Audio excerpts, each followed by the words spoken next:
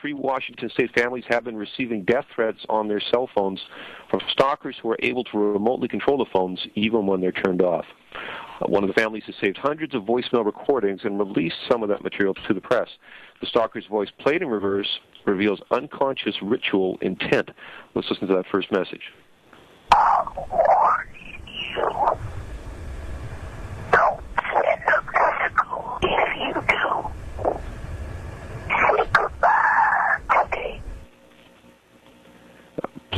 That sounds pleasant. It's very unpleasant, absolutely. Played in reverse, I can hear the words, "They owe the sacrifice."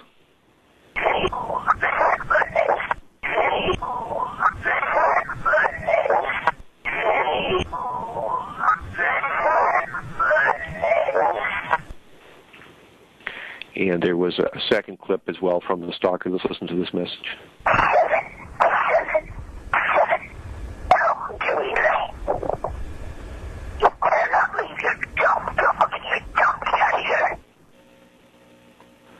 Played in reverse, I heard the stalker say, "My fiend, it will find my victim."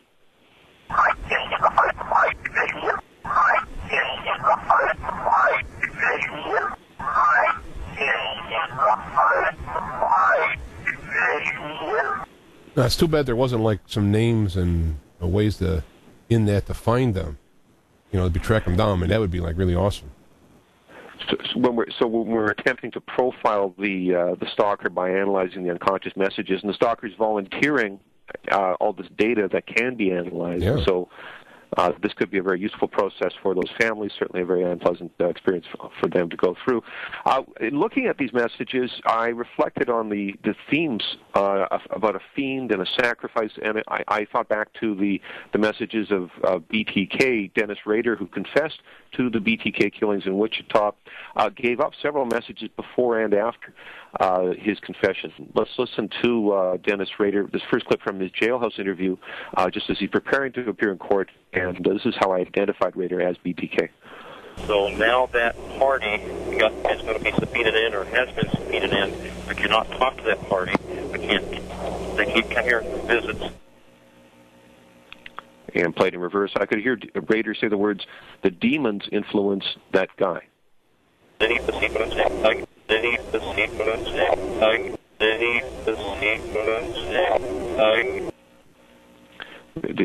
The known BTK had sent letters to the police and to journalists taunting them, saying he was possessed by a demon. Rader, before he confessed, unconsciously disclosed that he felt he had a demonic connection. And after his notorious confession, there was a second interview a couple of weeks later where he says, forwards, he feels he's possessed by a demon. Let's hear him speak. I just know it's the dark side of me that it controls me. I personally think I actually think it's demons. So the speaker verifying the contents of their message. Again, reflecting back on those 3 Washington State families enduring the threats left by stalkers on cell phones, the fiend message, the sacrifice message, seems to mirror some of the tone of BTK's unconscious. Should this be treated as possible, something that will be escalated to the next level? Is there, the potential for violence? The psychology, the mirrored psychology from a known serial killer, it says yes. So I would advise greater caution, hopefully a swift resolution for those families.